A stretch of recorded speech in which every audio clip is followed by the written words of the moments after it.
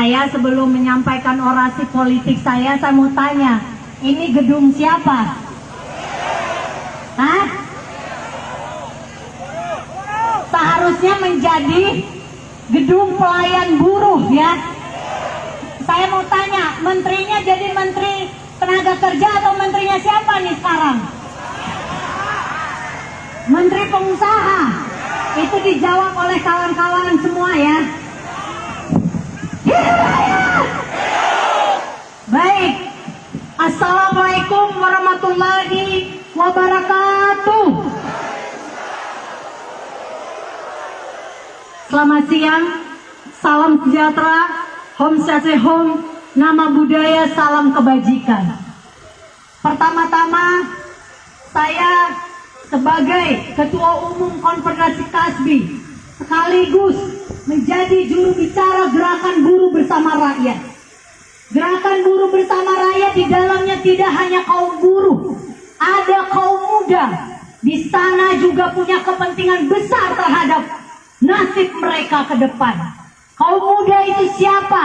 Ada mahasiswa, pelajar, terus kemudian masyarakat yang menjadi pengangguran karena tidak mendapatkan lapangan pekerjaan karena memang negara tidak pernah hadir untuk kepentingan rakyat, kawan-kawan. Saya mau tanya, tadi kawan-kawan sudah makan belum? Belum? Saya tahu karena duitnya di kantong juga nggak ada. Kalaupun ada dari hutang, ya kan? Tapi menterinya bilang naik 1,9 itu upah buruh di negeri Indonesia itu sudah tinggi, betul nggak? Itu kata menteri. Tapi saya mau tanya kepada kawan-kawan. Saya mau tanya kawan-kawan jawab dengan jujur. Apakah selama ini membeli bahan pangan, kebutuhan pokok dengan uang cash itu hasil jerih payah dan tidak berhutang? Saya yakin habis gajian tanggal 1, tanggal 2, tanggal 5 sudah koma semua, catatan bon-bon harus dicatat ulang, betul nggak? Saya yakin tidak ada satu buruh yang beli motornya cash, betul nggak? Pasti hutang. Kadang-kadang bayar kontrakan juga terlambat, betul nggak?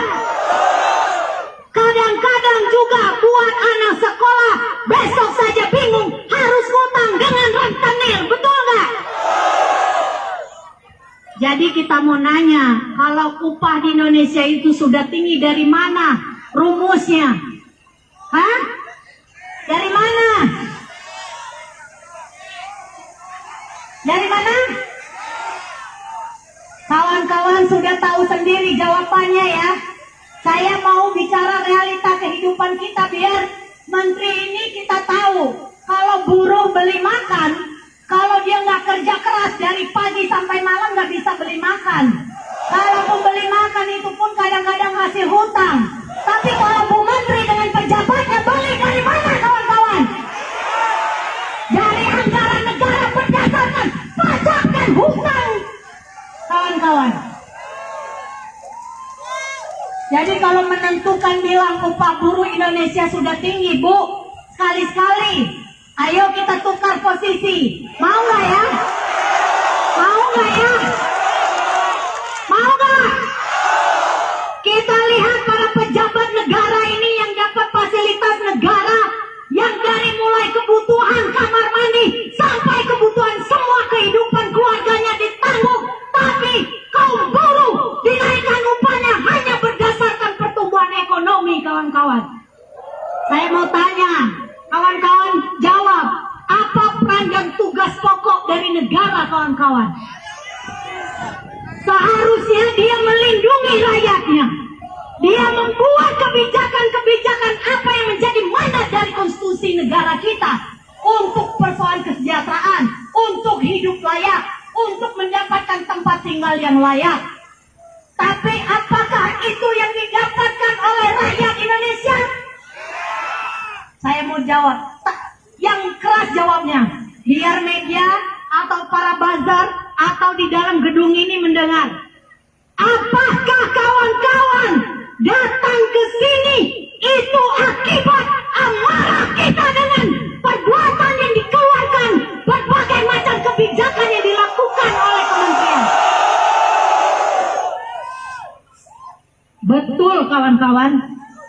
Kawan-kawan lihat di masa pandemi, pertama kali yang menjadi garda terdepan korbannya siapa? Dari krisis dan pandemi, kaum buruh dan rakyat Indonesia. Mulai pandemi, buruh dirumahkan tanpa dibayar, di PHK sesuka hatinya. Benar? Benar? Biar dengar, karena kalau saya yang ngomong doang katanya nanti selalu bilang tendensinya negatif terhadap pemerintah. Tapi saya menyampaikan ini karena memang itulah realita yang dihadapi oleh kaum buruh dan rakyat Indonesia.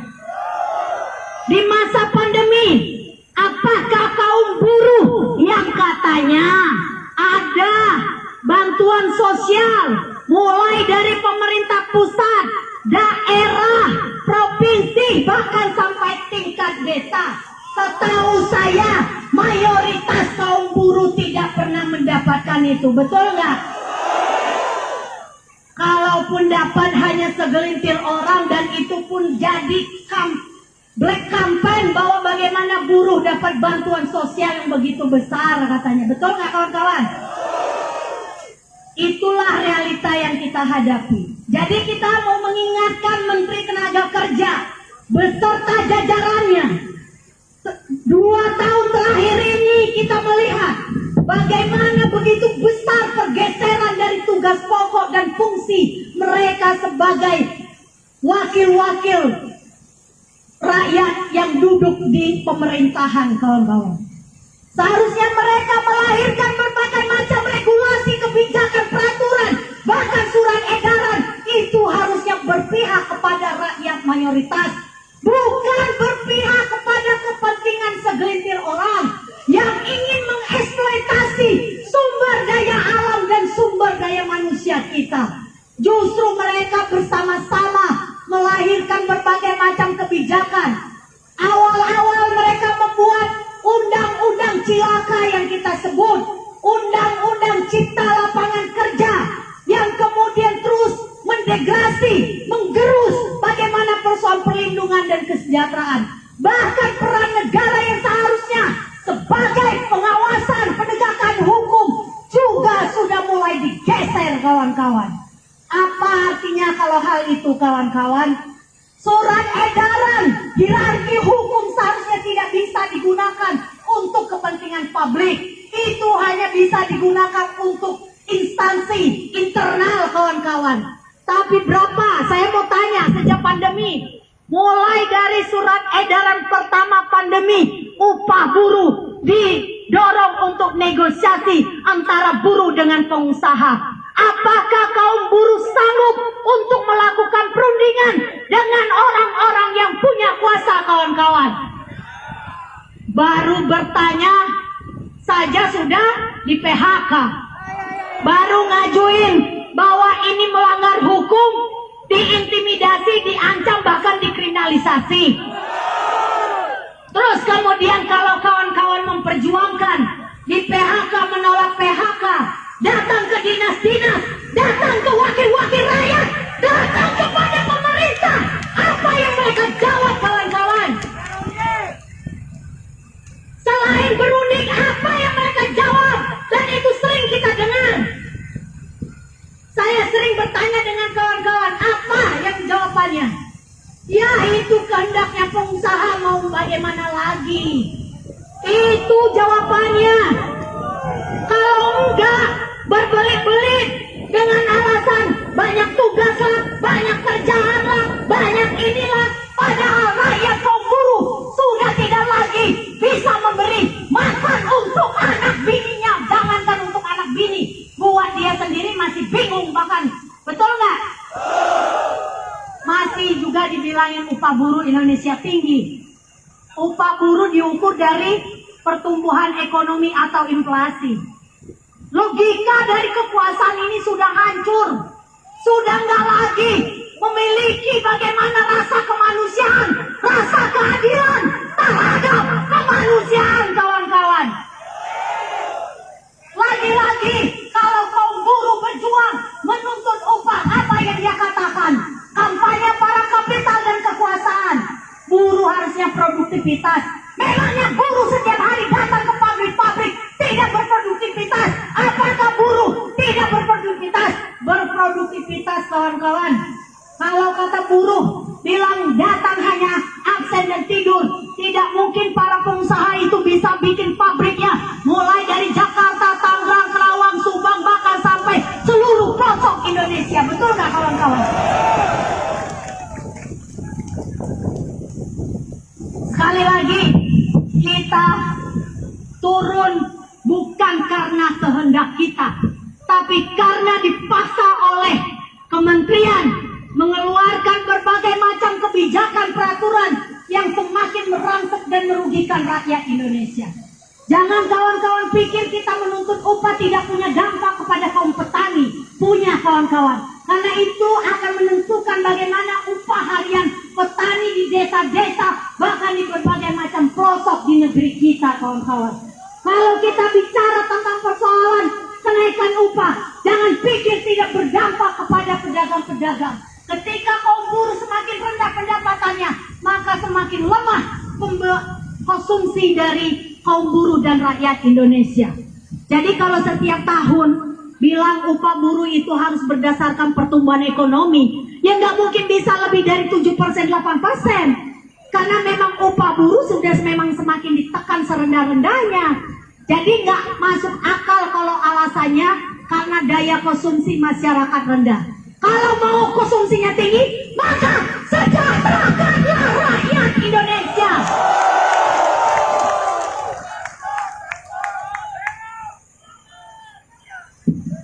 Kita mau bertanya kepada Menteri, harapannya mereka hadir di tengah-tengah kita ya.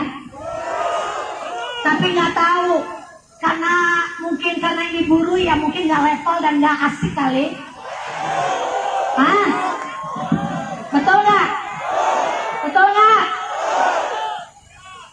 Kalau buruh datang itu seolah-olah kayaknya lihat mukanya itu sudah nggak seret. Ya? Benar nggak? Tapi kalau mobil mewah dengan berdasi, pakaian yang rapi, bawa koper, kayaknya bisa jadi ya.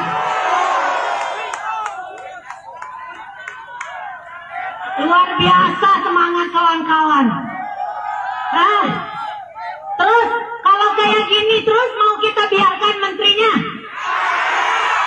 Terus kalau begini terus, apakah kita mau berdiam diri?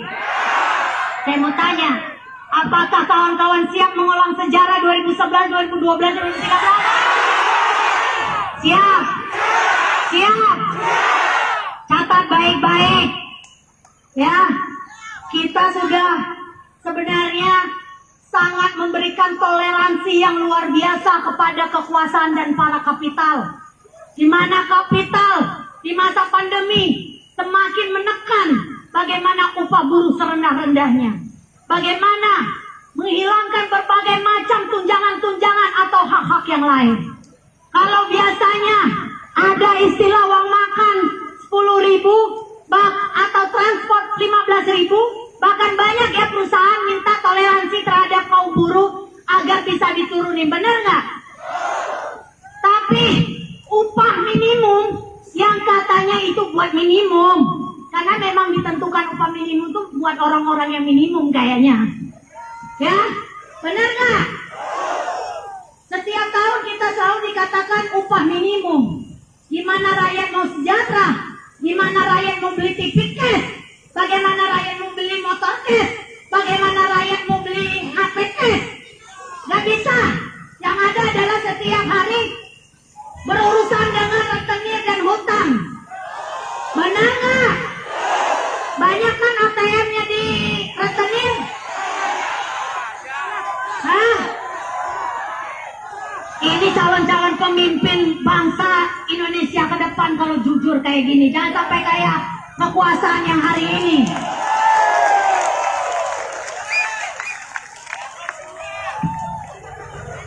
Saya nggak mau terlalu ngotot orasinya. Kita slow tapi mengena coy kalau kata anak muda sekarang.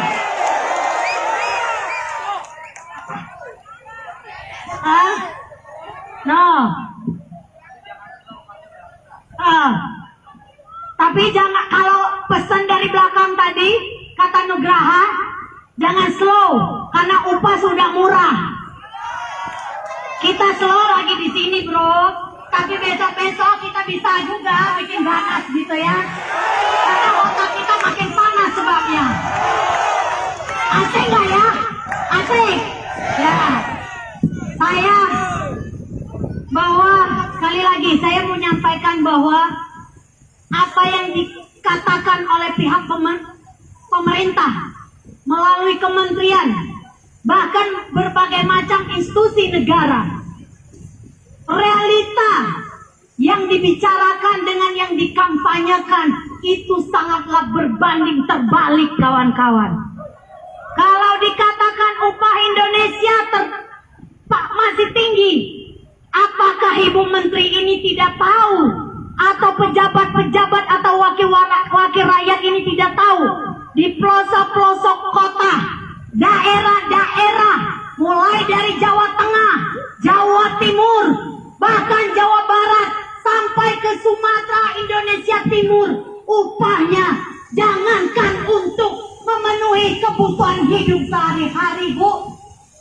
Jangankan untuk hidup mewah yang bisa ke diskotik, bisa karaoke, boro-boro Bu, buat makan aja kita berhutang, betul nggak? Anak bini di rumah merengek-rengek, Pak, duit, mau beli beras habis, mau beli gas habis, betul nggak? Minyak apalagi hari ini semakin mahal semua. Upah yang ditentukan 2021 untuk berlaku 2022. Tahun ini aja kita mengalami begitu berat beban kenaikan BBM, berimplikasi semua kebutuhan hidup. Kenaikan listrik juga berimplikasi dengan kebutuhan hidup lain. Begitu juga kalau 2022 nanti upah naik 30.000, 70.000. Semua bahan kebutuhan hidup naik. Betul nggak? Itu mah nggak naik, Pak. Sama aja bikin kita terjun bebas dari atas ke bawah. Lama-lama modal. Lama-lama anak buruh pasti banyak yang nggak sekolah nih. Betul nggak? Apalagi para petani, ya kan? Anak buruh-buruh yang datang dari berbagai macam kota, daerah itu berangkat dari banyaknya menjadi anak petani di desa-desa. Jadi kalau kebutuhan hidup naik, itu berimplikasi dengan orang tua kita. Coba tanya, kalau jadi petani, sudah tanahnya kadang-kadang digusur paksa untuk kepentingan kapital atas nama pembangunan, kemudian menjadi buruh katanya. Kita bangun di kota sini jadi industri. Jadi buruh magang. Habis jadi buruh magang, buruh kontrak. Habis jadi buruh kontrak, jadi buruh outsourcing. Habis itu jadi buruh harian lepas borongan. Umur 23-24 tahun gak bisa lagi kerja, betul gak? Iming-imingnya luar biasa. Pak, udah tanah orang tua kita di desa-desa dipaksakan digusur untuk kepentingan pembangunan dan ekonomi katanya. Tapi ekonomi siapa saya nggak tahu. Ekonomi siapa? Para kapital, Pak. Emang benar. Tuh coba lihat tanah-tanah di Sumatera, di berbagai macam Sulawesi dan daerah-daerah lain. Rata-rata untuk kepentingan para kapital atas nama investasi, kaum buruh dan rakyatnya terus ditekan, ditindak. Benar nggak? Saya mah nggak ngomong mah karena sering bareng-bareng ngerasain.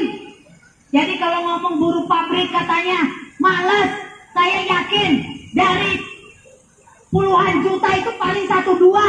Karena mungkin karena fisiknya, mungkin karena tahu keadaan di pabriknya, upahnya kecil, kesejahteraannya rendah, jadi malas kita, betul nggak kawan-kawan? Coba kalau rakyatnya, kaum buruhnya sejahtera, kesejahteraannya lebih, ya masa kita nggak punya timbal balik untuk memberikan kontribusi? Udah kontribusi kita besar dari pagi sampai malam aja, hari ini diberikan upah 1,9%, betul nggak? Gila bener ya? Yang gila siapa sih? Hah? Oh itu. Nah itu dijawab oleh kawan-kawan. Saya mau nanya, yang gila itu siapa, kita atau siapa? Saya juga pusing, Bu. Kalau saya tahu, saya sebagai seorang perempuan, seorang ibu gitu ya, dan mengalami berkali-kali kerja di pabrik, nggak ada namanya buruh di pabrik itu datang bersolek baca koran tidur, benar nggak? Benar nggak? Biar menterinya dengar. Makanya saya bilang, rakyat Indonesia kok butuh malas, nggak produktivitas. Kalau kita nonton lupa selalu bilang naikkan produktivitas, moralnya jangan ngomong moral dulu bu, sejahterakan dulu upah kita. Hidup rakyat, hidup perempuan, hidup mahasiswa, persatuan, persatuan, persatuan. Baik, saya akan mengakhiri orasi politik saya. Pertama, kita tekankan kepada Kementerian Tenaga Kerja, hentikan segala mengeluarkan kebijakan, peraturan, perundang-undangan yang kemudian berkompromi dengan kepentingan kapitalis untuk terus merangsek nasib rakyat Indonesia. Jangan salahkan kaum buruh dan rakyat Indonesia ketika menggunakan caranya sendiri, kawan-kawan. Karena kita sudah berkali-kali datang ke gedung-gedung ini, bahkan tidak di gedung kementerian saja, sampai kekuasaan tertinggi pun kita datangi, kawan-kawan, untuk mengingatkan, hentikanlah dengan segala cara berkompromis dengan kepentingan kapital untuk membuat rakyat miskin dan sengsara, kawan-kawan. Di situasi yang kemudian semakin memburuk, maka kita menghendaki agar ada intervensi presiden untuk mengeluarkan keputusan presiden berkaitan dengan upah layak bagi rakyat Indonesia, kawan-kawan. Ketiga, kita menekankan kembali kepada pemerintah, lakukan penegakan hukum ketika para pengusaha yang tidak patuh atas berbagai macam hukum di negeri kita, kawan-kawan.